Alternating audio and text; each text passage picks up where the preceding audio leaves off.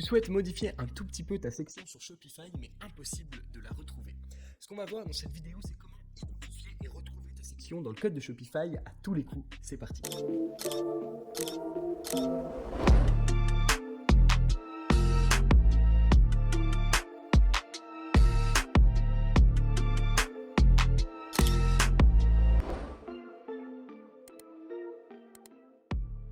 Alors j'ai déjà fait une vidéo à ce sujet pour comprendre les dossiers, fichiers sur Shopify dans laquelle je t'explique à la fin comment identifier ta section, mais c'est pas une vidéo qui est orientée sur le fait d'identifier et de retrouver sa section, donc on va pouvoir approfondir un petit peu ça. A noter que y a ton inspecteur ici, donc là je vais le fermer, mais du coup tu peux inspecter ici, ou alors l'ouvrir avec un commande Alt C sur Mac, je me souviens plus du raccourci sur Windows, et c'est cet inspecteur qui va te donner toutes les informations dont tu as besoin. Autant pour retrouver ta section, mais aussi pour retrouver l'élément que tu veux modifier. Par exemple, si tu veux modifier le titre, la couleur du titre du image with text, eh bien il va falloir déjà retrouver la section image with text. En plus, Shopify c'est un peu débile parce qu'il l'appelle pas image avec text.liquid. Dans ce cas-là, il l'appelle feature draw. Je le sais parce que j'utilise ce thème en continu et en fait c'est un classique sur Shopify. Mais voilà. Donc il se peut qu'il y ait des sections qui s'appellent pas forcément comme leur nom qui s'affiche à gauche, et c'est pour ça que cette vidéo a lieu. C'est pour t'aider à retrouver ta section en continu. Donc ce que tu peux faire, c'est déjà utiliser ce petit outil tout en haut à gauche qui va te permettre de sélectionner toi ce que tu veux. À chaque fois quand tu veux toi identifier une section, il faut que tu récupères l'élément qui entoure cette section, mais celui qui est le plus en haut. Par exemple, si tu prends cette image ici, hop, et ben on voit qu'il y a encore des éléments qui sont au-dessus. Donc il va falloir à tout prix que tu remontes jusqu'à que tu retrouves cette idée-là, Shopify section.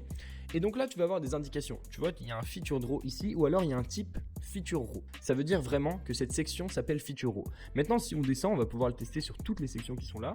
Là, on a celle avec les petits bords verts. Généralement, quand il y a les petits bords verts, c'est très bon signe. Ça veut dire que c'est quand même la section qui entoure. Donc là, on clique ici, et là, on voit qu'elle s'appelle feature colonne. Alors qu'ici, elle s'appelle colonne de texte et image. Donc si tu cherches colonne de texte et image dans le code, tu la trouveras pas.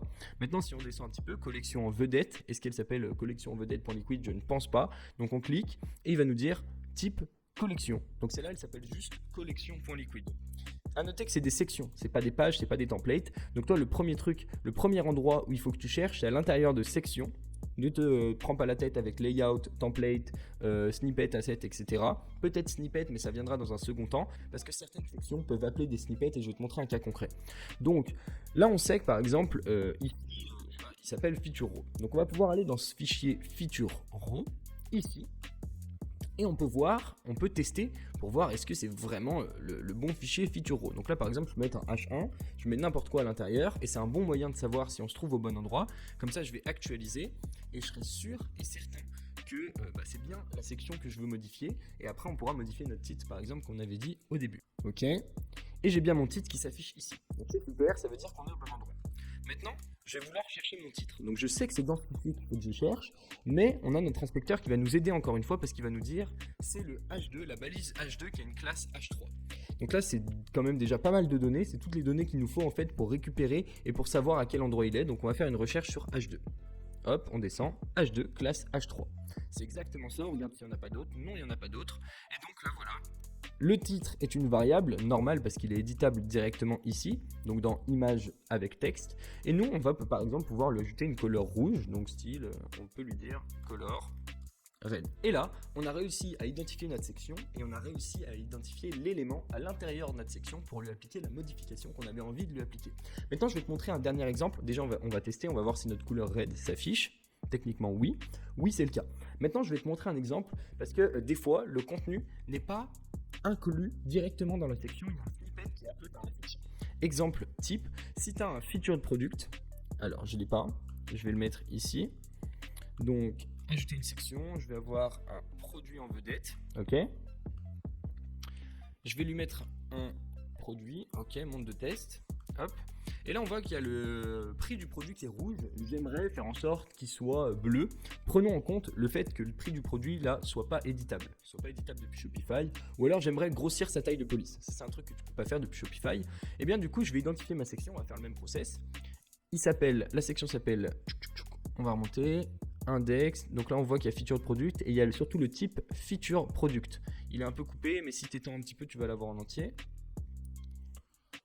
Hop, on va reculer, le temps que ça se reload un petit peu. Ok, il nous met pas d'espace. Il pourra en mettre plus. Voilà. Feature-product. Donc bon, c'est super. On sait que c'est dans la section feature product. Donc nous, on va se remettre dessus. On enregistre parce qu'on a rajouté une section. Et on va ouvrir la section feature product. Hop, je reviens en arrière. Feature draw, feature product. Ok. Maintenant qu'on a ouvert la section feature product, on va faire exactement pareil qu'avec le H2. On va prendre cet élément et on va lui dire, voilà, il s'appelle price item. Donc là, on va prendre juste price item. Fais gaffe aux espaces. Je te conseille. Attends, hop, j'ai fait une connerie. Je reviens dessus. Price item. Donc je disais, fais gaffe aux espaces. On va prendre seulement la première partie. Ok. Price item. Je vais prendre ça et je vais chercher du coup price item. Et là, on voit que même en faisant une recherche, eh bien, il ne trouve pas price item. Donc moi, ce que je fais, ma technique, c'est que je suis sûr que price item est contenu à l'intérieur de feature product, mais je ne le trouve pas. Ça veut dire qu'il y a un snippet qui est appelé. Donc, ce que je fais, c'est que je vais remonter jusqu'à que je trouve l'élément qui entoure le snippet. Donc, price sale, on va tester.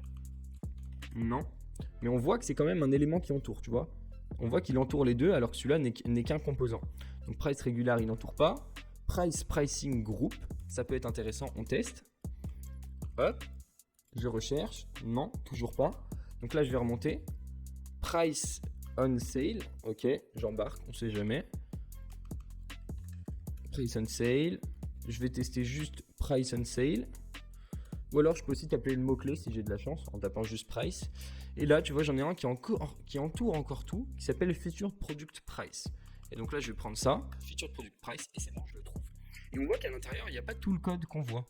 Parce que tout le code qu'on voit, eh bien, il est généré à l'intérieur du snippet. Et là, on n'a plus qu'à appuyer sur la flèche. Et maintenant, on a un nouveau fichier qui s'ouvre, qui contient sûrement le prix.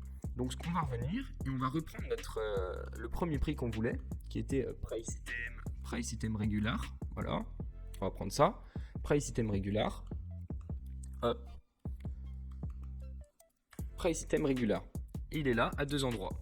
Donc, je vais le prendre ici et là. Et je vais lui dire style égale font size 20 px ou 30 comme ça, on le verra bien. Ok. Donc, j'actualise. Et techniquement, on va réussir à changer notre fameux prix. Donc il faut vraiment faire gaffe, si tu ne trouves pas ton élément, mais tu es sûr que c'est la section, maintenant on a un moyen d'être sûr que c'est dans ce fichier-là, eh bien c'est normal, c'est qu'un snippet qui est appelé, donc n'hésite pas à prendre le temps, à bien regarder les composants et à sélectionner les classes, parce que les classes sont des identifiants qui te permettent potentiellement de retrouver cet endroit-là. Et là c'est bon, on a bien notre prix qui a été augmenté, donc on l'a identifié, on a appliqué la modification qu'on voulait appliquer, et voilà. J'espère que c'était clair, j'espère que cette vidéo t'a aidé et va te permettre de débloquer à chaque fois que tu vas vouloir éditer un composant dans le code. Évidemment, si tu veux savoir ce qu'il faut éditer, comment l'éditer pour créer des boutiques complètement uniques sur Shopify, tu peux consulter le lien qui parle de Convertify, c'est ma formation complète sur le code Shopify pour le dompter à 100% et potentiellement même créer tes propres thèmes sur Shopify. En tout cas, j'espère encore une fois que cette vidéo t'a plu. On se retrouve dans une prochaine vidéo et à très bientôt.